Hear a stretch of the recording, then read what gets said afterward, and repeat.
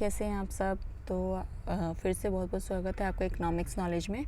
तो आज का टॉपिक क्या है, बिग पुश थ्योरी, जिसे हम हिंदी में बड़ा धक्का भी कहते हैं। तो आज की वीडियो हम बिग पुश थ्योरी के बारे में बात करेंगे, जो कि आर्थिक विकास के लिए महत्वपूर्ण अवधारणा है ना। इस सिद्धांत के अनुसार जो है, थोड़ा सा इसका इंट्रोडक्शन मैं आपको वैसे बता देती हूँ, फिर हम पढ़ते हैं कि इसके अंदर हमने क्या डाला है। तो एक देश को पारंपरिक या अविकसित अर्थव्यवस्था से आधुनिक औद्योगिकृत अर्थव्यवस्था बनने के लिए जो है एक महत्वपूर्ण निवेश या बड़े धक्के की ज़रूरत होती है ना। अब आप इसे एग्जाम्पल से ऐसे भी समझ सकते हैं कि आप देखो, स्टडी करते हैं आप एग्ज़ाम्स के लिए, जब एग्ज़ाम नियर आने लगते हैं तो आपको क्या करना पड़ता है, वर्क हार्ड करना पड़ता है और ज़्यादा स्टडी करनी पड़ती है। अगर आप पहले 2 आवर्स स्टडी करते थे, ठीक है, एग्ज़ाम टाइम में आपको क्या करनी पड़ती है, एग्ज़ाम टाइम में आपको डबल मेहनत करनी पड़ती है ना। तो ये 2 की जगह क्या हो जाता है, 2 × 2 यानी कि 4 टाइम्स हो जाता है। तो आप भाई ज़्यादा टाइम देते हैं ना उसको, अपनी स्टडी को ज़्यादा टाइम देते हैं, तो आपका रिज़ल्ट अच्छा आता है। ऐसे ही बिग पुश थ्योरी है जो कि कहती है आर्थिक विकास के लिए एक महत्वपूर्ण अवधारणा है ना। क्योंकि जो हमारा क्योंकि देखो, अर्थव्यवस्था में तो इन्वेस्टमेंट होगा तभी आगे इनकम जनरेट होगी। तो इन्वेस्टमेंट के लिए, मतलब इन्वेस्टमेंट करने के लिए एक बिग पुश देना है हमें, एक बड़ा धक्का उसको देना पड़ेगा, मतलब लार्ज लेवल पे इन्वेस्टमेंट हमें करनी पड़ेगी, ठीक है। तो अब देख, ये है बिग पुश थ्योरी, ये तो आप पढ़ लेना।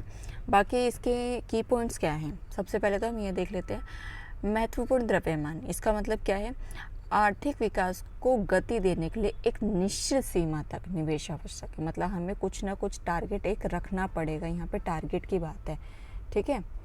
तो वो वाली बात कही गई है कि हमें यहाँ पे एक टारगेट जो है सेट करना पड़ेगा कि इतना इन्वेस्टमेंट हमें करना ही करना है।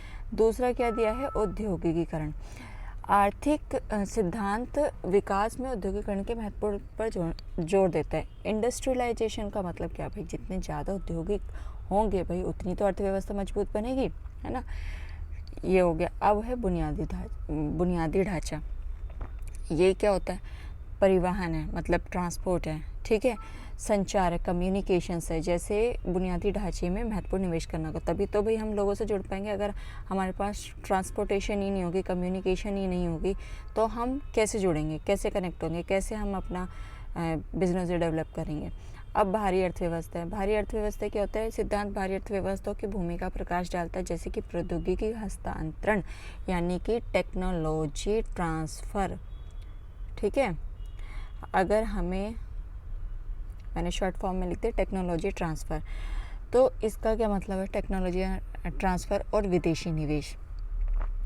अगर हमें हस्तांतरण करना है, ठीक है, तो ये अभी मैंने किसकी बात करी थी, टेक्नोलॉजी ट्रांसफ़र की, ठीक है।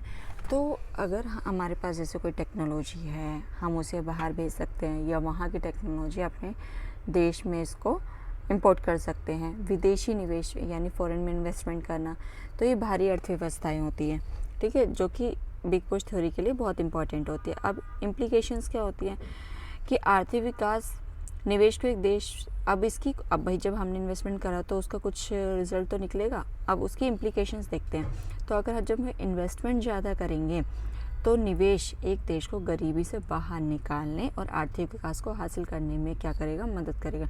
जब फॉरेन इन्वेस्टमेंट्स होगी, है ना, तो हमें प्रॉफिट अर्न होगा, तो वो क्या होगा, हमें गरीबी से बाहर निकालेगा। नीतिगत निहितार्थ, सरकार को निवेश और नीति समर्थन के माध्यम से आर्थिक विकास को बढ़ावा देने में सक्रिय भूमिका निभानी चाहिए। एक बात बोला गया है, एडवाइस दी गई है कि इससे सरकार को निवेश यानी इन्वेस्टमेंट से और कुछ पॉलिसीज़ के थ्रू जो है इन्वेस्टमेंट को बढ़ाना चाहिए।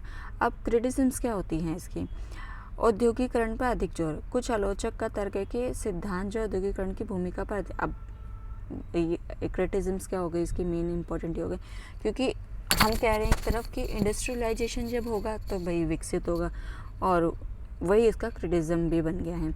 अन्य कारकों की अपेक्षा क्या बात बोली गई है कि सिद्धांत मतलब और किसी चीज़ पे जोर ही नहीं दे रहा है, जैसे कि संस्थागत विकास, मानव पूंजी की उपेक्षा करें। मानव पूंजी क्या होती है? Human capital sorry, human capital, ठीक है। यानी कि आप इंडस्ट्रियलाइजेशन की बात कर रहे हैं तो क्यों ह्यूमन कैपिटल यूज़ नहीं हो सकती? भाई इंसान भी तो काम करते हैं, है ना। भाई आप उस पर क्यों नहीं जोड़ देते ह्यूमन कैपिटल पे?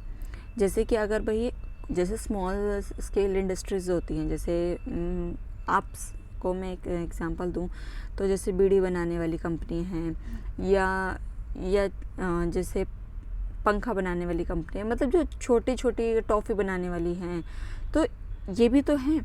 तो इन पे क्यों नहीं काम हो रहा? और ये भी बात है कि हम सब चीज़ें मशीनों से ही क्यों करें? बड़े काम तो चलो भाई बड़ी बड़ी कारखाने हैं उस पर मशीनों, तो मैन मेड की आवश्यकता कम क्यों हो रही है? इसकी उपेक्षा क्यों हो रही है? तो ये वो बात बोलिएगा। अब इसका कंक्लूज़न क्या निकला कि बिग पुश थ्योरी अर्थशास्त्र में एक महत्वपूर्ण अवधारणा बनी हुई जो कि आर्थिक विकास को गति देने के लिए महत्वपूर्ण निवेश की आवश्यकता पर प्रकाश डालते हैं। ये सिर्फ इसका मेन एक कंक्लूज़न यही है कि वो इन्वेस्टमेंट पे ही जोर दे रहा है कि आपको ज़्यादा से ज़्यादा इन्वेस्टमेंट करनी है, तभी हम गरीबी से बाहर निकलेंगे, अविकसित से विकसित अर्थव्यवस्था बन पाएंगे। तो ये आपको पढ़नी है, ये यूजीसी नेट में भी आती है, पूछी जाती है कि बिग पुश थ्योरी क्या है, आपको पता होनी चाहिए, ठीक है।